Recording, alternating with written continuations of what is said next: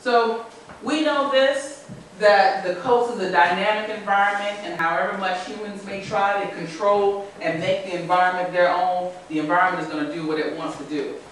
This is some footage after Hurricane Ike on Galveston Island. And so we try to control coastal shorelines, but there's a natural process of movement that we simply can't avoid. And this cartoon just shows the current coastline of the eastern United States. This is 15,000 years ago, and this is 3 million years ago. Remember when, well, you guys don't remember, but Columbus, we remember from what has been taught to us that Columbia, South Carolina used to be the beach. Right. That's why we lived in Lexington County when I was a small child. We lived in Lexington, South Carolina for a little while, and we dig around in the sand and we find shark's teeth, and we thought that was amazing. Well, that's because that used to be the ocean. Right. And so, Dr. Hoskins, with yes, slides for when you all know that we came back from the Fishermen's Exchange in Galveston. Think of the pictures we showed you versus that picture right there. So, coastal landscape structure, that is how our coastal areas are shaped, affects natural processes. How water comes in, how water goes out, how the marsh changes, how animals come in.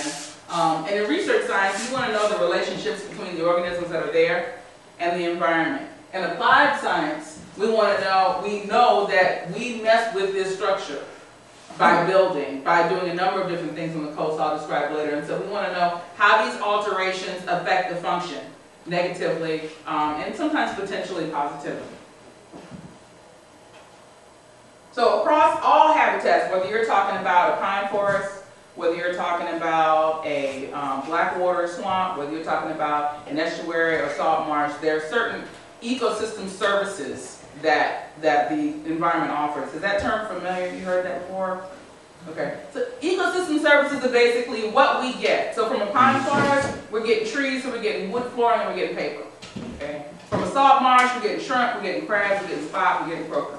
Okay. And how we affect the system affects the services that you're going to get. If you go on Walmart and show out, you're not going to get the same service that you got if you had not gone there and shown out. Okay? You go to an estuary and you're careless with the chemicals that you're putting in, or you're disruptive to the physical structure, you're not going to get the same productivity that you would have gotten had you not done that. And so the way that most entities, state, federal, or whether you're talking about small island developing states like in the Caribbean, the way they're starting to look at managing the environment is on a whole ecosystem level.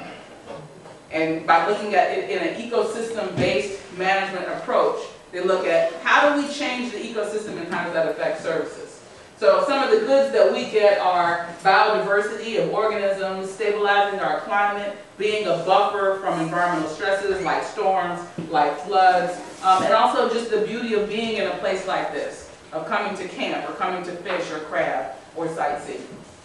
So we get those things from our coastal areas. So there are different factors that can affect our coastal environments, and I know that you're very immersed in very well of the culture, and I know you're very aware of the politics and the impacts of management. I'm just going to focus on the science because that's not as controversial. Gotcha. Okay. We're going to talk about landscape ecology, natural forces, and relationships among organisms. So, coastal water flows, we know it in an estuarine environment. We got fresh water coming from upland, coming from the mountains, reaching salt water at the ocean, and that's where we have our changes in salinity. And these hydrological characteristics define how our tidal marshes are formed, that movement of water coming in and going out. And the change in salinity determines the plants that can live there and the animals that can live there. So some marshes you'll see are primarily juncus, that grow pointy marsh grass that's uncomfortable to walk through, that needs a very, very low salinity. It's pretty much brackish. Our Spartina alterniflora marsh is going to be more robust. It is more robust to salinity. So when you see a Spartina marsh, you know that's primarily a salty area. If you see sweetgrass, you know it's not quite so salty, but it's not fresh either. And so those hydrologic processes determine how the landscape is shaped. So let's jump into a history of fisheries and fisheries management. The father of fisheries management for the federal government is Spencer Baird, and he was the first commissioner of the U.S. Commission of Fish and Fisheries that was formed in 1871. And at that time, you have to think about our country was thinking, we have all of these people here, how do we maintain their living? How do we make sure they are able to make a living? How do we make sure that they have food to eat? What food has been eaten in what places, and what can the government do to support this?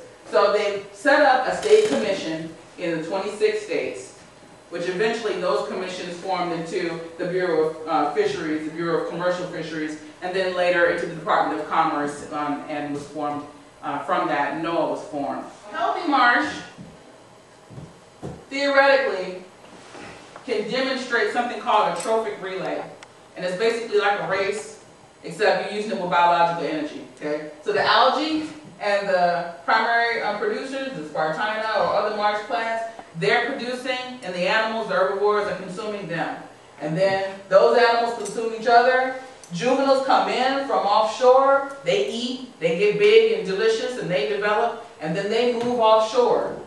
When they do that, they move into the open estuary, the sounds in our bays, and basically they're moving energy, they're moving carbon and biomass through growing and getting delicious across the estuary off into the ocean. We call that a trophic relay. So if things are happening good here on land in the marsh, then it's going to pass on to the fisheries that are moving off to the shelf. So what we have from the stories, including the stories that you've not heard, is that there were family roles around fishing. That's one of the reasons I let you hear Ms. Bailey speak, that there were definite roles about who did what and who did when. That it pretty much ended, and this is bad to tell this audience because you guys, this is not true for this audience. But for the persons who I have interviewed, fishing as a profession ended in their family with the baby boomers. It was not passed on to their children. Most of the people that we interviewed were in their 70s, a couple in their 80s with the exception of Ms. Bailey, and they didn't pass it to their children. And even when it was lucrative, remember they were fishing when stocks weren't crashing and they still weren't passing it to their children. There were a couple people whom I interviewed that the children did fish with their parents, and then they went to college and they didn't fish any longer. And then subsistence fishing was built into the family economy, even though it was a family profession. Oh, yes ma'am, sorry. No, I just wanted to find out, have you paralleled your data just yet? I know you're still doing interviews. So I'm wondering if you paralleled your data to displacement along the Georgia coast amongst Gullah Geechees, because I think, like Harris Neck and Sackville and all that. And so on, yeah, I mean St. Simon, so on, all the way through, because if you stand Liberty County, because if you start to parallel the data on displacement to this decline and the mindset of not passing it to your children, a lot have cultural influences that now impacted them to say it's devalued, so why pass it to your children? Yeah, that's a very good point. You may have continued had you not been displaced. Exactly.